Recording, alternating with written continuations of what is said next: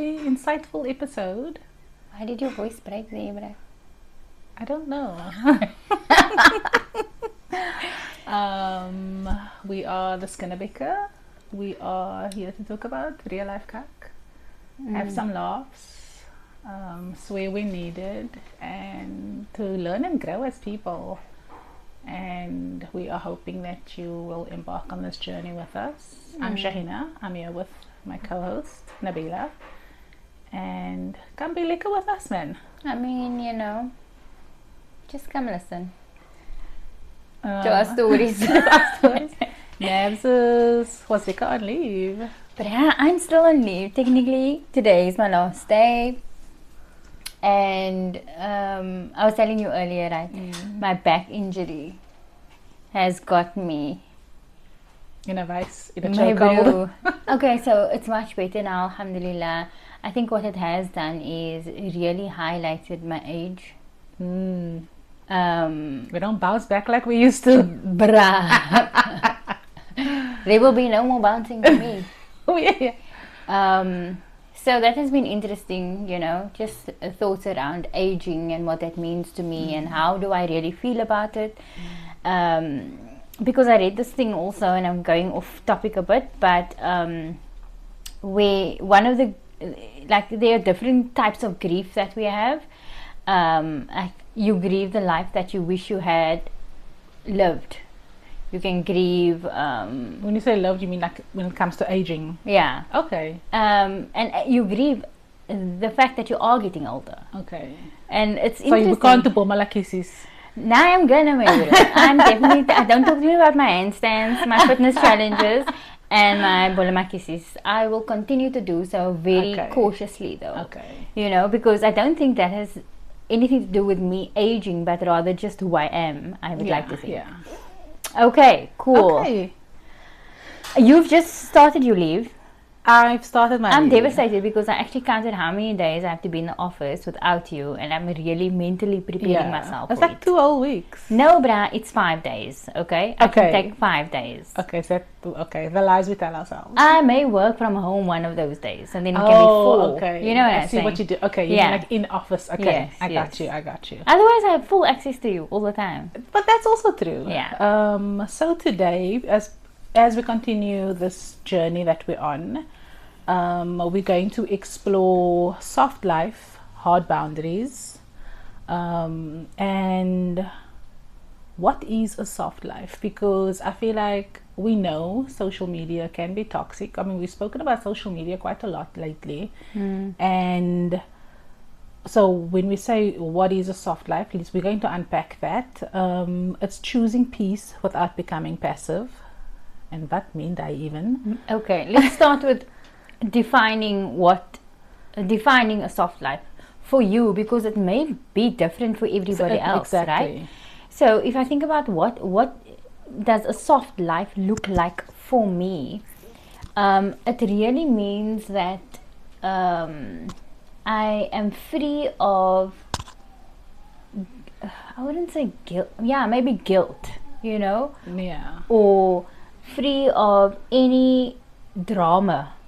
Oh, definitely. Unnecessary drama. Because sometimes I do feel that drama is necessary for me to live. I wouldn't say drama, but like definitely if a conversation needs to be had, then it needs to be had. And when I mention social media, I don't mean hashtag soft life. We're not talking about slap on a face mask, throw in a bath bomb, and then boom, you sit. Now you're living a soft life, guys. We're not talking about that. I mean, those things are nice. I mean, I love a nice that's being self-indulgent. Yes, is part of perhaps what you would deem a soft life. But I think the soft life that we want to talk about here now is,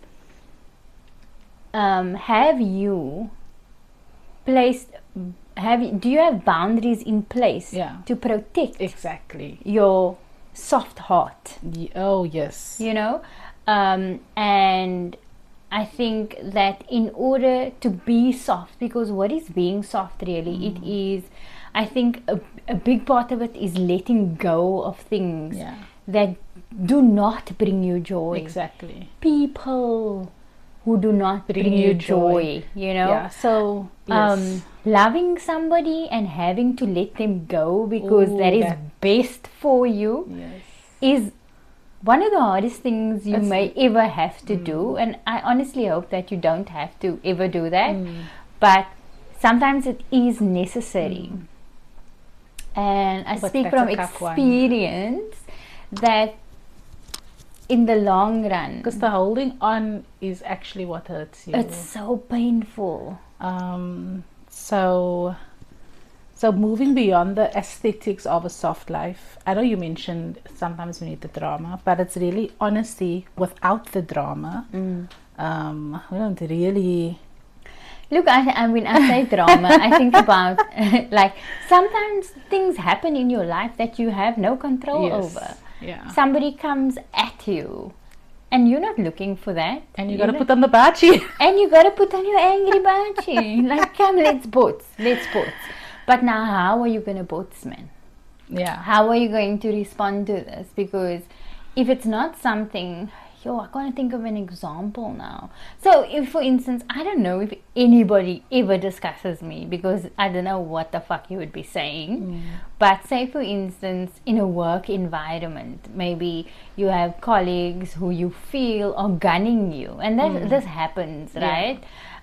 Me, I'm extremely confrontational. I wanna talk, bro. I'm like, I feel like there's something going on. Do we need to discuss something? Do we need to discuss it? You know? Because say it to my face. I'm not attacking. But I need to clear the air. Yeah. Because it feels sticky. But I think this is when, in the previous episode, when I was going on about transparency, it's for this reason why I'm so on about transparency, especially in the workplace. Because don't come for me later because I didn't disclose everything. Because no, I actually did. Yeah. I actually disclosed everything. Yeah. So don't come for me later because I hid nothing. I get that. It's the same with transparency and honesty. Like when you, I remember when I was a lot younger, and maybe I would be discussing a friend maybe, and I would say, yeah, but I don't like this, and I won't do this, and I won't do that, and whatever, right? And then there's an instance where we're now doing this thing that I said I'm not going to do, but I told you, man, I told you I don't want to do that, you know. So our friend is here. He's back. That's the third host.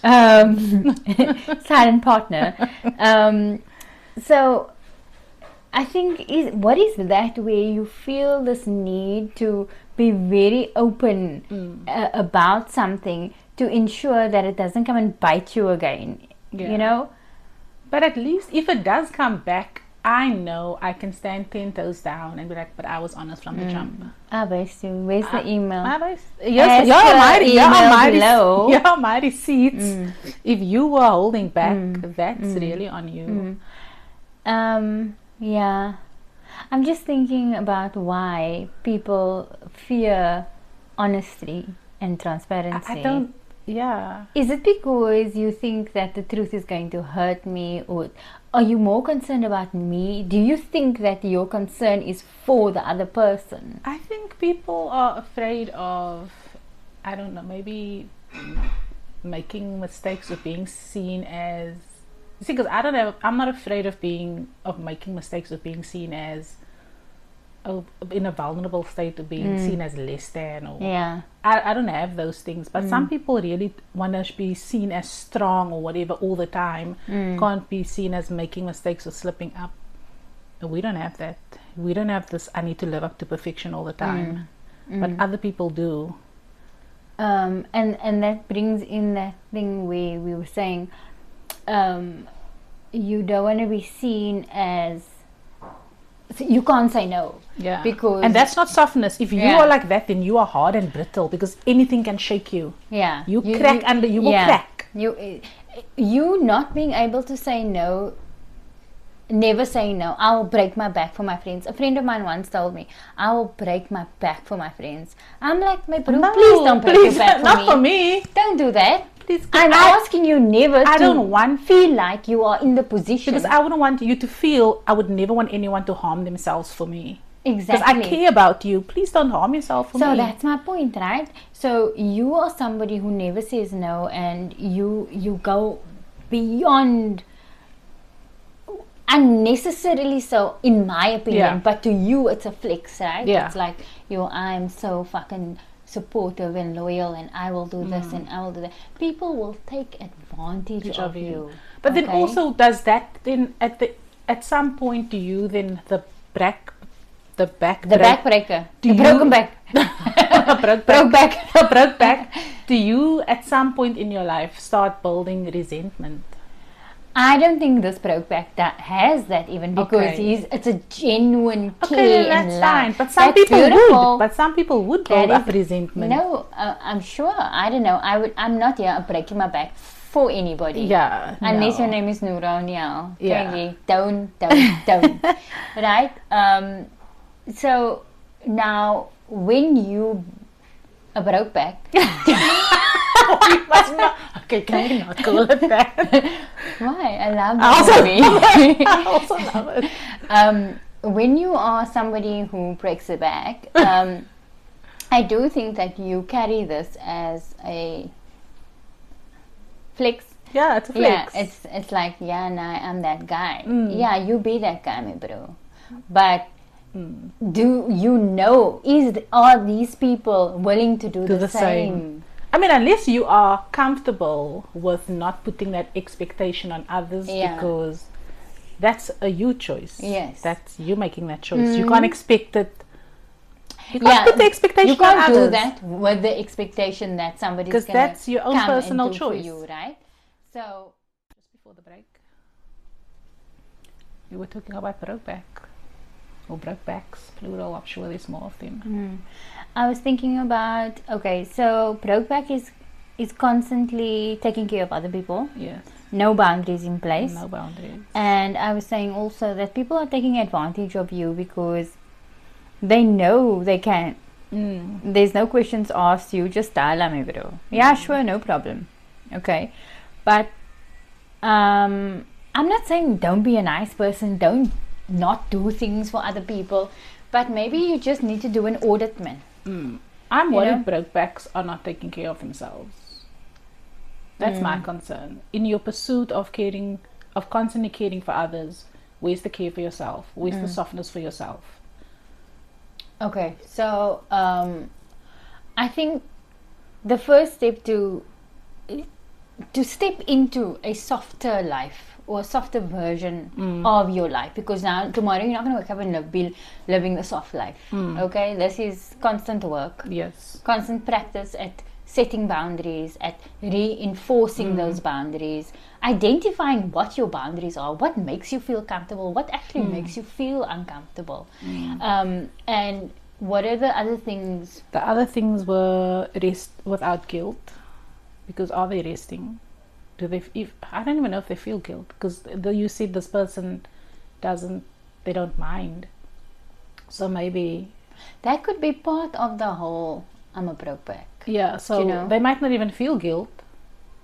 Guilt for who they're guilty of betraying themselves. I think they are. Yeah, so I think they are betraying themselves, but because the point is ease without self-betrayal. We're supposed to feel ease without betraying ourselves. But I feel like this person is betraying themselves with ease. Yeah. And like I've definitely betrayed myself, and it felt uneasy to me. Look, I might not have been a broke back, but there have been instances where I care so much for somebody, and I want to show them grace. I want to be compassionate, but I was so uneasy. That's what I mean. I was not. There was no value in it for me. Yeah.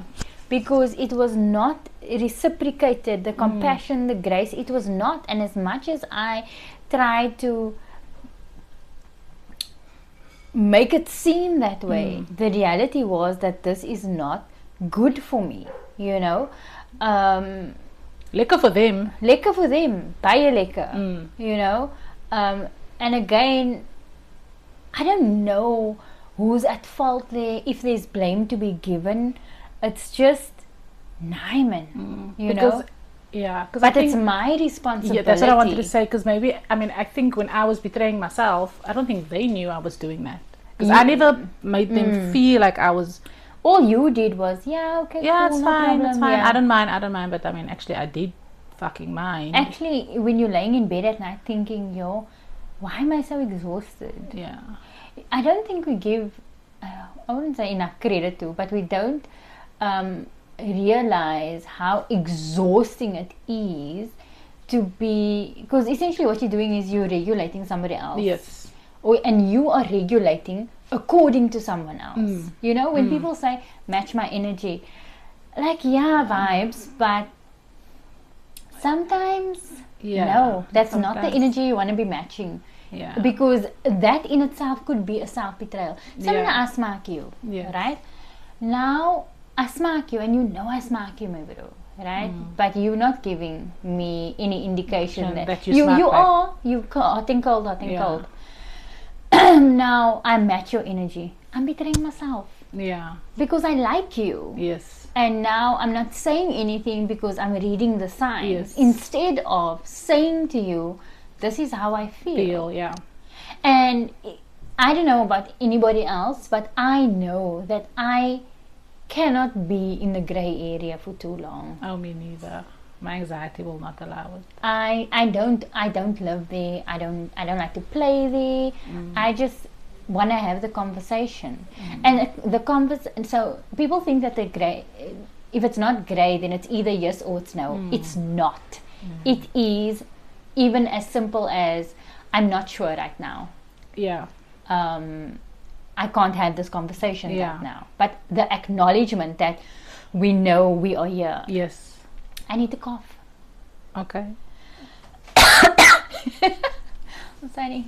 That's fine. Thank you. I'm only a human being. That's not a problem. Okay. So softness is not disappearing. You basically just choosing yourself. You mean when people say, when people isolate because they want to be soft, they want to live a soft life, so they isolate themselves from everybody. Yeah, we're not saying run away. Yeah, that's isolation, and it's not good. So instead of because obviously enforcing a boundary is a scary thing, because now you have to speak up for yourself. You now need to show up for yourself. So when we say to live a soft life, we're not saying run away because it's not scary to enforce the boundary, and it's also not performative. I mean, if you really don't want to, but at some point you have to stand up for yourself.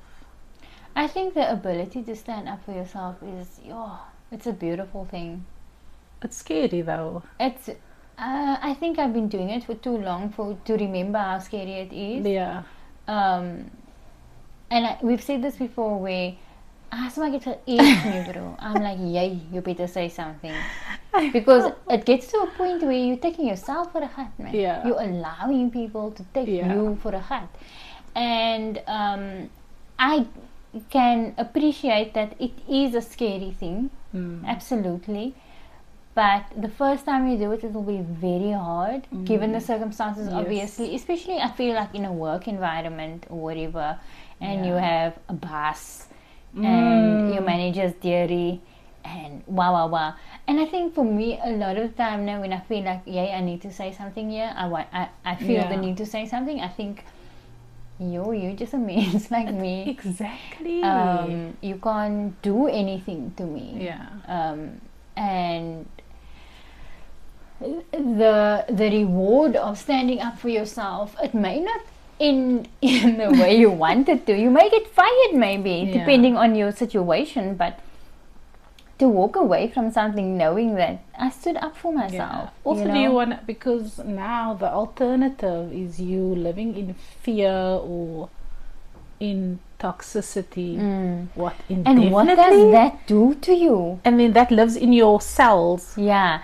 it's gonna manifest. Somehow it's gonna have some type of negative repercussion. Maybe not today, maybe not tomorrow, but at some point down the line, there's going to be some negative repercussion, and like that's not going to be good for you. I was talking to somebody this morning, and we were just talking about where does your stress sit in your body, because for people it's different for everybody, right? So mine is definitely my lower back. Big surprise. And what's my point? So he says to me, but I don't really have stress. I say, okay, cool, that's amazing, but do you feel that you have become so accustomed to carrying this level of stress that it's just normal for you? Or maybe it's just a higher tolerance of, like, sometimes you build a high tolerance for pain, so you don't even realize. But it's still stress, though. It's still stress. So I mean, like when you become desensitized to something, you just live through it. I remember when I had this medical thing, my fibroid business, and my quality of life was so cuck. It was so cuck. I didn't even know until it was no longer an issue, and realized, oh my God. And I literally needed to apologize to myself, because why did you allow that for so long? It's okay, I know you were scared, as in I was really scared about it, but I really needed to take a minute to process what had happened, why I allowed that, why, all of those things. But I don't know what my point is. That's fine. We can move on to the next point. So boundaries are the work behind softness, and we already touched on the fact that this peace doesn't just happen. Like, you actually have to do the work, and it's built brick by brick. Like, we know we're not going to solve this overnight. If you needed to set a boundary with someone, how would you approach it? I would have a conversation. Like, I would pick a time and a place that would be like soft, neutral setting. It won't be like in a chaotic environment. Like, I would pick a quiet place where I know stress levels are not going to be heightened or elevated, and then also both of us would have to be in a calm frame of mind. Would you say, I'd like to have a conversation with you beforehand? I mean, I don't like doing that, because even that stresses me out. Because like, can we talk stresses me out. Even just the Bubble Jessie. Oh no, maybe not can we talk, but even the can we talk later? No, can we talk now? Yeah. But I wouldn't say maybe can we talk. I'm like, oh, I'd like to take you for coffee, or maybe can we go for a drive? Yeah. Like, yeah, maybe can we go for a drive? Not a can we talk. We need to have a conversation. But I feel like the person would want to know. I do want the person to know that it's going to be a conversation. I don't want to just ambush them. I do want them to know, like, no, sure, because they also deserve a minute to get to a point where they have the capacity to hear what you need to say. I wouldn't want to say we're going for a nice scenic drive and then boom, and then it's like, psych, gotcha. So I think I would let them know that it's going to be a serious conversation. I need to have a hard conversation with you. I'm feeling really nervous about it, and the quicker we get it done. But I think I would give them context. I wouldn't just say, can we talk? I think I would tell them, this is what I want to talk about. Okay. Because I feel like that's fair. No, totally. And then they can also mentally prepare, okay, we're going to talk about this thing that's been bothering us for the past X amount of time. Can you set a boundary in any other way other than having a conversation? What do you mean? Through action. Like, if I know, this is a dumb example, right? But we work in the same office, and I know every day you bring Pringles to work. And you don't like the smell of Pringles? Nah, I eat your Pringles all day, every day. Like, half of your Pringles I eat whole time, no? Okay. And I don't like it that you eat half of it. I know you don't like it. I don't know you don't like it because you're letting me eat your Pringles. But now you need to tell me, stop eating my Pringles. I would tell you. Yeah, but that's me, maybe. Okay. I would buy you your own. You know what I would do? I would buy you your own Pringles. I would buy you a tube of Pringles, and then I would give it to you, and I'd say, "You've been eating off my Pringles. I really don't appreciate it. I bought you this Pringles. Enjoy this, but stop eating my Pringles." Okay, fair. Because I'm like, you obviously really like it. Yeah. So as a offering.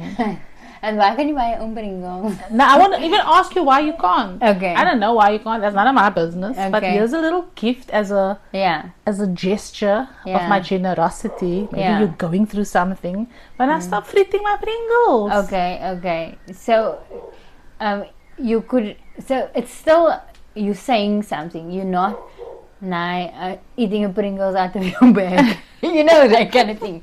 You know what I'm saying? Yeah. So that I can get the picture. Yeah. You know? And I'm always I see you chewing. But I will leave you with a little gift to just soften the blow. So I think my point is that you have to have a conversation. Now you gotta wait. Also, why are you eating my Pringles? Because it's liquor. I know, it's really liquor. But okay, cool. So you have to have the conversation. And you cannot be quiet for people for treating you a certain way if you didn't open your beak, man. That's the other thing. Like, you don't be dumb. You have to open your mouth. How must I know? How must anybody know? Also, having no boundaries is a lot of emotional labor on your part, because if you don't have boundaries, now you're doing a lot of work on the inside. Because now, let's say the Pringles. Now it's irritating me, right? Yeah. Like I'm getting every day Nabila's eating off my Pringles, and I have to literally manage my emotions. It's a lot of work on myself to keep myself calm, and that's because now I have no boundaries. Yeah. So now I have to control my emotions every single day I go to work. It's a lot of work on myself. Yeah. To keep myself calm. It's to exhausting. Not say anything. I get home exhausted every night. I'm there swearing with whoever I come with, Nabila, eat off my Pringles again. And I'm venting every night when I get home. And you're saying nothing to me. All because I said nothing. Now I have all this extra emotional labor because I have no boundaries.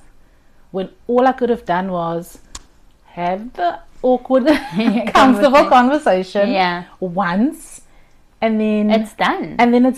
It's done. And I think we also don't we think about having the conversation, it can do this and this can happen and whatever, but most of the time, and I do think it's okay for me to say most of the time, it ends up being like me saying, oh, okay, cool. Exactly. Like you build it up in your head like, oh, it's going to be this big blowout, and then it's like a chuku, really. Like it's a non-event. Yeah. And then she just moves on like, oh, I didn't even know it was bothering you. Yeah. And then she moves on with her life, and then by having the boundary in place, you have the conversation, and then you move on. And now you move on, and now you have peace. Exactly. and ultimately, a soft life is in the pursuit of peace. Yeah. For yourself, right? Yeah. Recently, I needed to really do some deep digging there, because I was trying to be it's an example of when I was really betraying myself. Okay. You know, and last year that was a big theme for me, right? And I needed to do so many hard things to step out of, to ensure that I wasn't stepping into that self-betrayal territory. And it had a lot, and it was letting go, so much letting go of things, of people, and not like, oh my god, I'm getting rid of these toxic people. They were not even toxic, man. It was just, it was not right. Yes. It was not right. And even having that awareness that this is not a bad person. This is a bad situation for me. Yeah.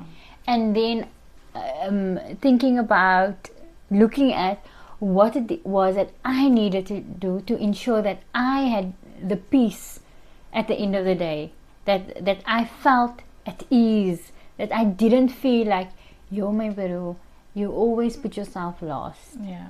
Like you want this person to feel this way, but you then feel cuck. Yeah. You feeling cuck here. And I hold on for too long sometimes. But But you know what? I've said this to you before. I'm very good at goodbyes, my bro. Like too good sometimes. Too good at goodbyes. Like Sam Smith said. Yeah, Sam boy. And I think it's because when I do that, when I take the step and I say, "Nah, man, wait, I must last now." It's never I'm never angry about it. I'm sad about it, but I'm not like, fuck this shit, fuck you, or whatever. Because sometimes people are going through their own stuff and it's no reflection on you. It's just like dealing with whatever. Yeah, and that's another instance for me where I recognize the growth for me, because in the past it was immediate. What did I do? Why did I do that? You quickly internalize it and you shift blame to yourself. Absolutely, because then what was it? Could it? Yeah. There's only me here. I'm the common denominator. I'm the problem. I'm the problem. No, my brother. You know, I'm not saying that I can't be problematic. All I'm saying is I can recognize when it's not me.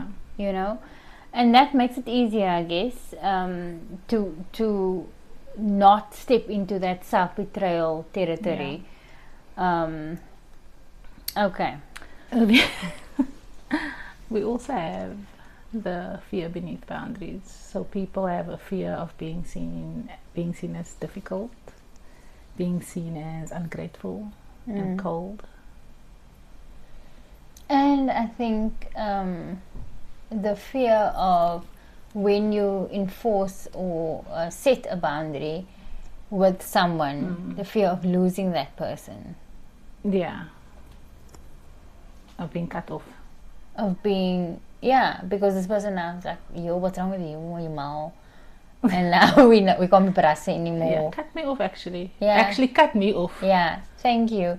That's just indicative of what it is that you're getting from me. You must not can't get this thing anymore. Yeah. I'm not gonna do that thing for you anymore. Word for me. My granny, I really love her. I really love her. I know. She could cut the person off, my bro. You know, when people say, and I know people that have literally cut off entire families. She just had that generation, had that ability to just cut you off. You say, do you think it was painless? It was not. No, it had to be painful. Exactly. Why would you do that? I could see the pain on her. I didn't understand it. Because I think that is pride, my bro. I would look at her and I'm like, you owe me. Why I can see it. This is hurting you. I can see it hurting the person you're doing it to. Like, this isn't a boundary you're setting. This is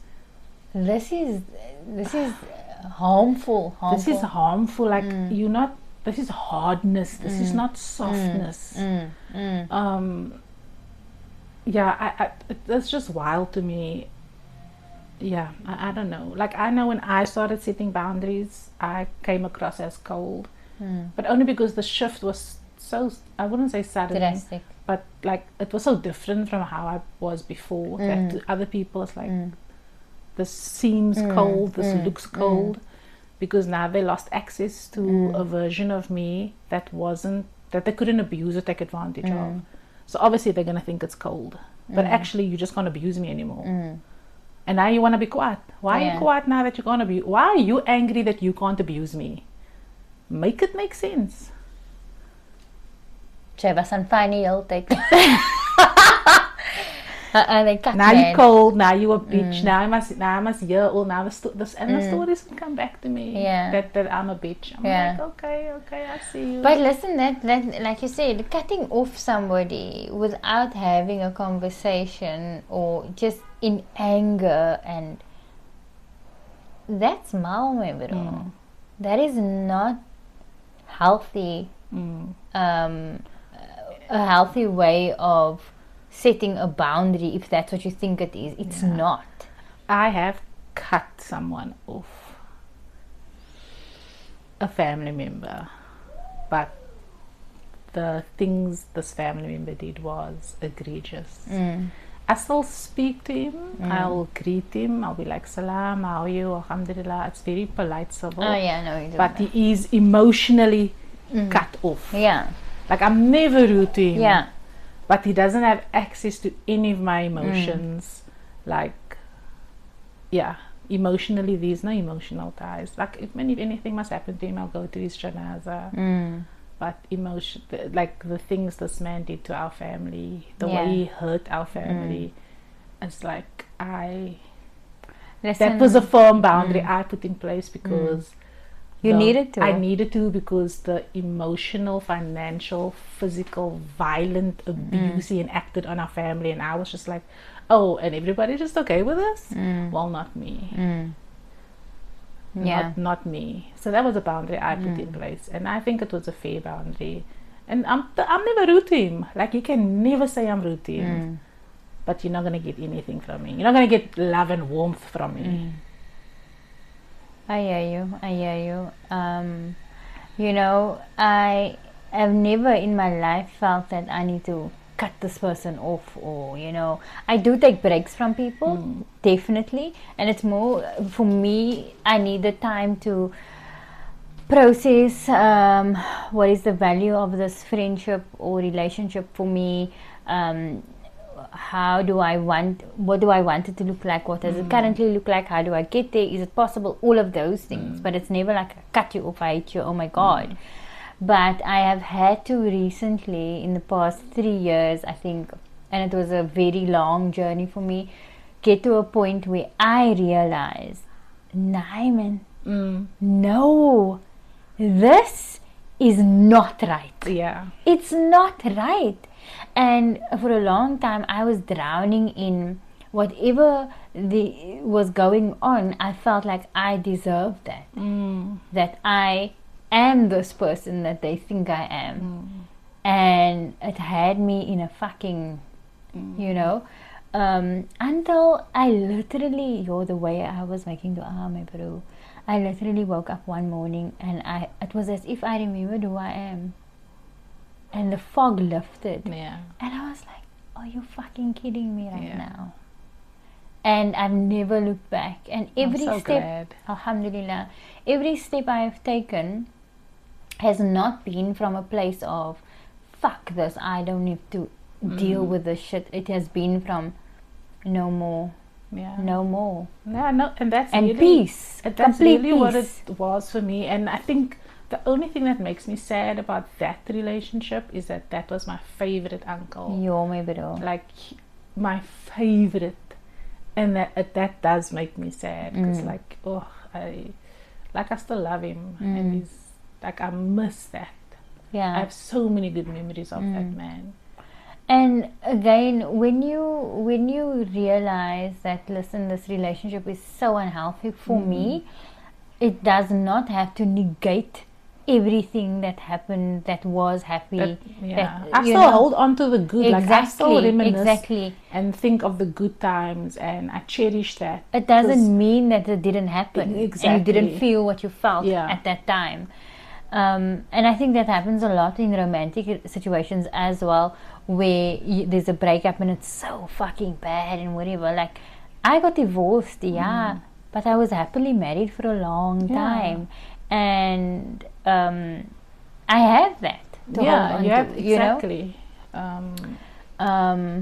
Wow. So okay, that's a bit deep. That took a detour. So we all know that saying no is a complete sentence. When I learned this, do we all know that? Okay, if you didn't know, I'm telling you now that saying no is a complete sentence. Like, when I learned this, I don't know, I think like my brain short-circuited a little. Because what do you mean I can say no and then full stop and then nothing? There's nothing after that. Like, I don't need to say, oh no, but no, because no, blah, blah, blah. Like, just no. Like, that was wild to me. I do feel that saying no, full stop, can seem impolite.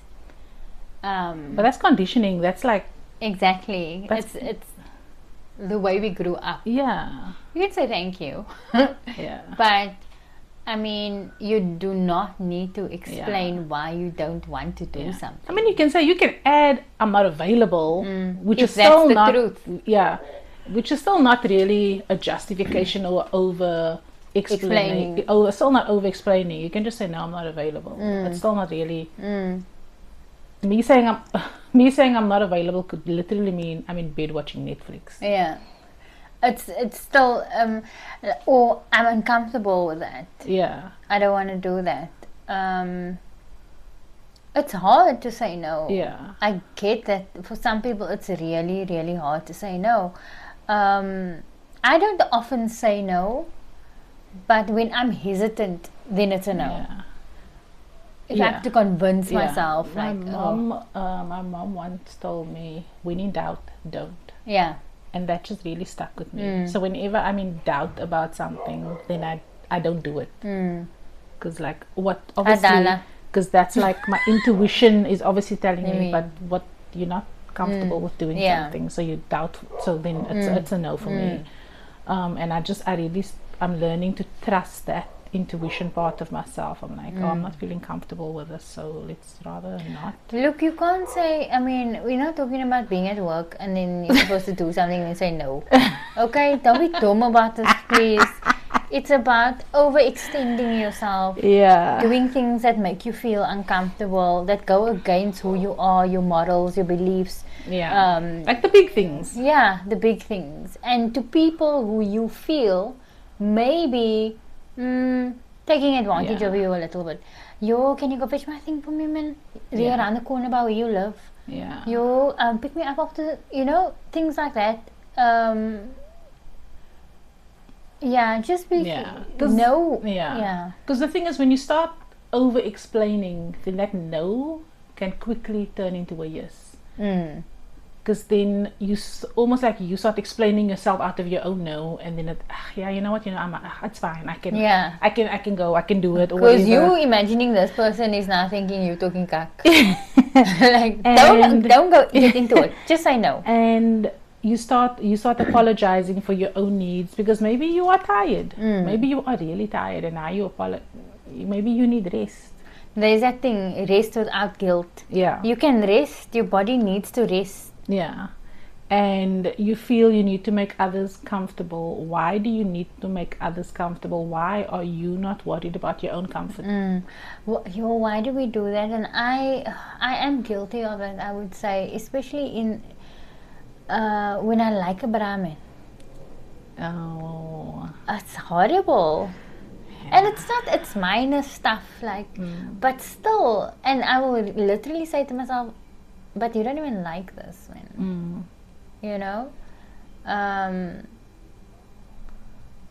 It's not, I wouldn't say it's an issue for me, but it does pop its head up sometimes.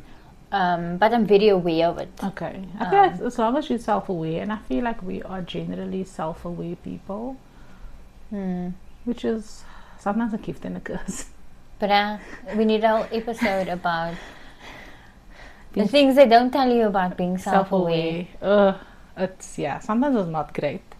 And then I think it's also important to note there's a difference between peacekeeping and peace. Because trying to keep the peace is not peace. Because keeping peace, peacekeeping means you're still in a war zone, literally.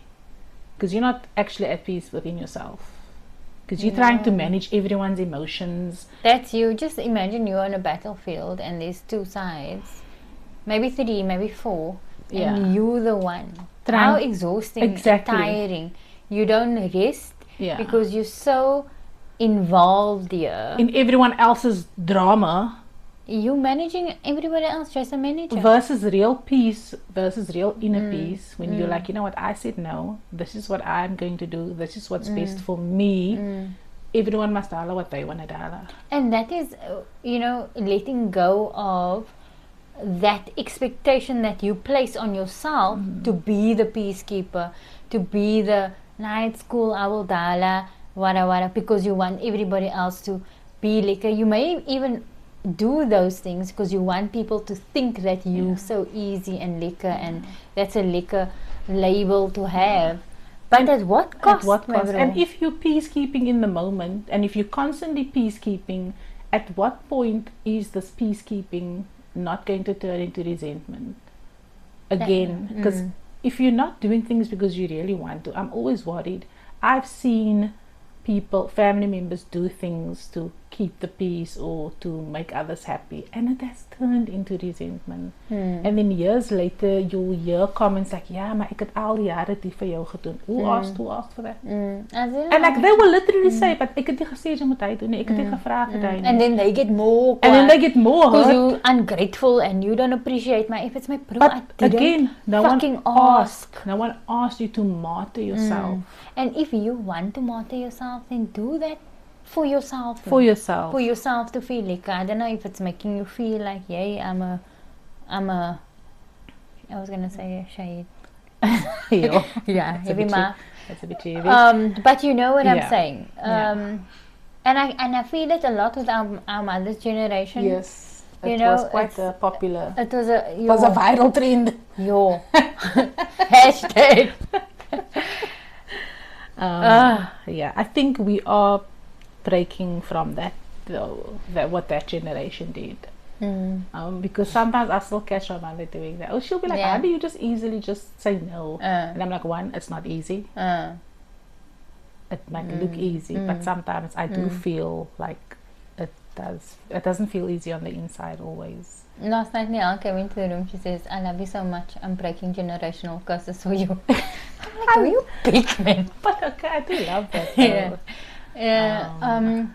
No, I think also with our with the generation before us, and maybe two up, they have a lot of that martyring syndrome, and then throwing it in your face. Oh, the throwing it in the face. Oh, that's like that is the. Anyway, I think it's a flex. But flex, julle maar lekker. Flex, julle mossels daar. Ja. Hop man. Ek wil nie flexie. Ek is alright hier with my no. And then the fear beneath the boundaries, because they have a fear of being seen as difficult, ungrateful, and cold. And the fear of losing people because you now set those boundaries. Yes. But if you... Because obviously you can't cut off family most. You can't mos die familie afsny nie. Nee man, that, you see that thing man. No, I cut them off. Jy het jy mal. Are you mad, my bro? Some people think that no, I don't like toxic people in my life. Jay's fucking poison. Most of the time when people say that, they are the fucking problem. Go look in the mirror, baby. Yo, and you know what? No, those people those toxic people that you cut off, they said Alhamdulillah. Softness with this document, so I want to reload. Wow. Rude. It's a very long document. Softness with self, firmness with others. So we need to be gentle with ourselves internally. Oh, I think that's nice. And we need to be clear externally. Okay. Which I think is not. I think it's nice that they're saying clear externally and not firm, because I think when we give mixed messages, that's when people get confused and they think they can take a chance. Yeah.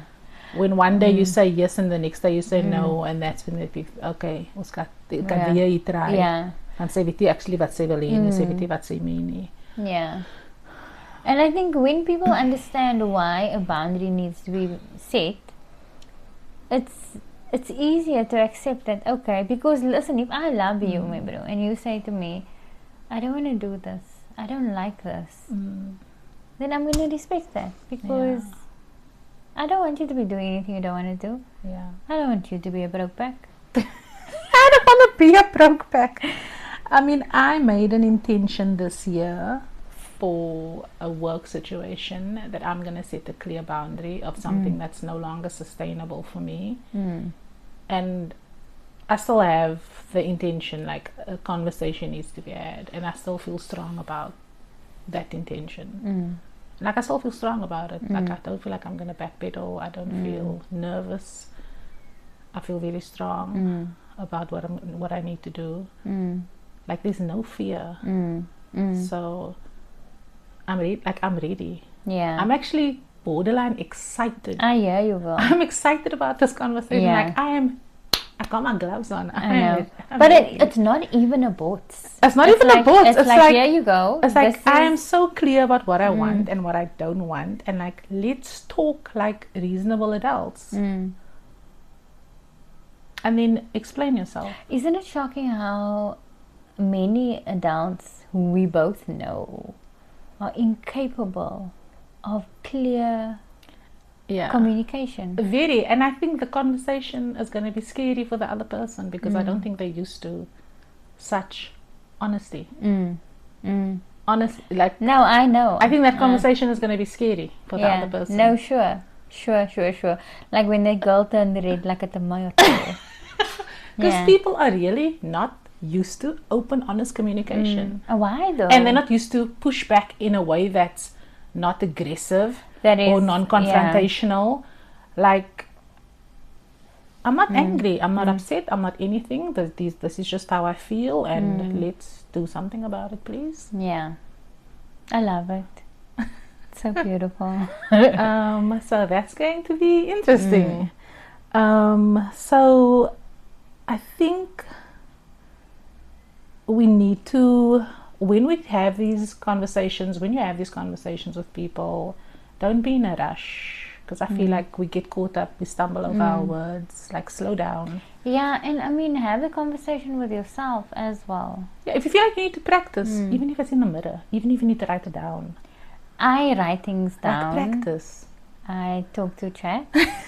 I also, like, for me, I think it's very important. I want to know how the other person is going to receive this. But I'm not... like the outcome of it, I must be clear. So I'm going to send this message now. This is not, no matter what the outcome, it will not change the message because the message is my truth. Yes. Right? So then I say, how am I going to feel if this person says this? What if this person says this? What if that happens? Am I still comfortable with what I'm saying? And is it clear enough? Look, you can never know how somebody's going to interpret what you're saying, right? But a follow-up conversation may help if they are open to it. But if not, because these are all the things that you must prepare yourself for when you set a boundary, when you say a hard thing.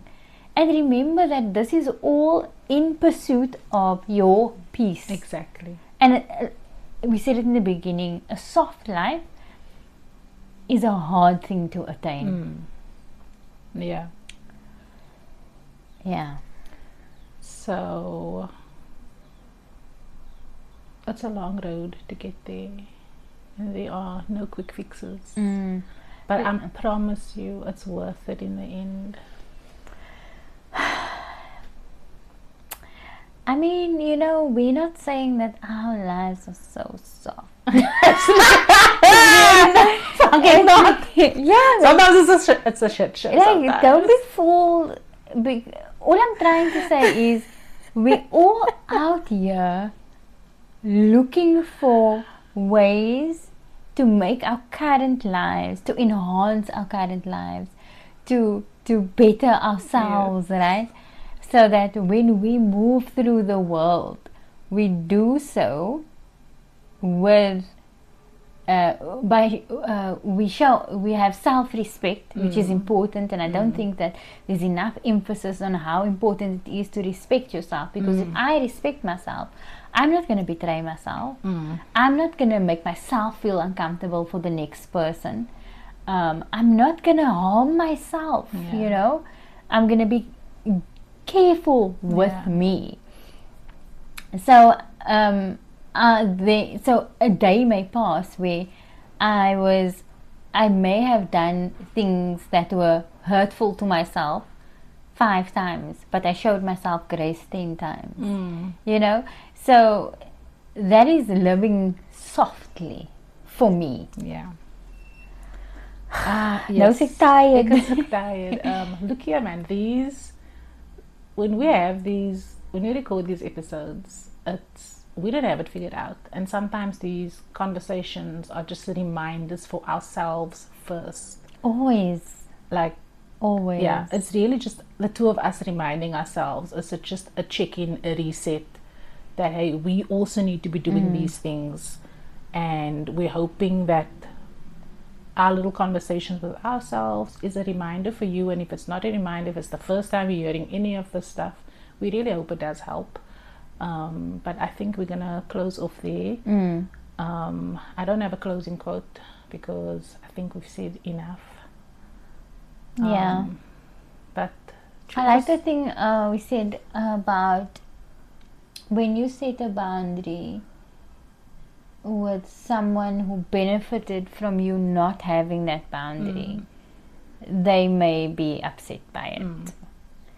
So when you are setting your boundaries, take note of how the person responds to it, because somebody who really cares about you will respect that that's important to you and adhere to the boundary. Yeah, they're not going to get upset about it. And if they do get upset about it, you really need then to there's questions to be asked. You need to question, you need to question that. Why would they be that upset about it? We're not saying throw the whole person out, but just like think about it. Yeah, think about it. So yeah, basically soft living for me is really just being able to do whatever I want to do, when I want to do it. And I'm talking about laying in my bed and doing focal, you know, allowing myself that rest, that peace, and because I've done everything I needed to do, and now this is the time I get to just be. And then obviously, how am I conducting myself in the world? Okay, I'm really my keel's terug. Thank you as always for tuning in. For you, if you're back at work, I hope it's a good year. Shayna's on a sabbatical. I'm on a sabbatical. I'm living my best soft life. Like, rate, follow, subscribe, share. Send us an email, the skinnebekkies@gmail.com. Until the next one, love you. Bye. Bye.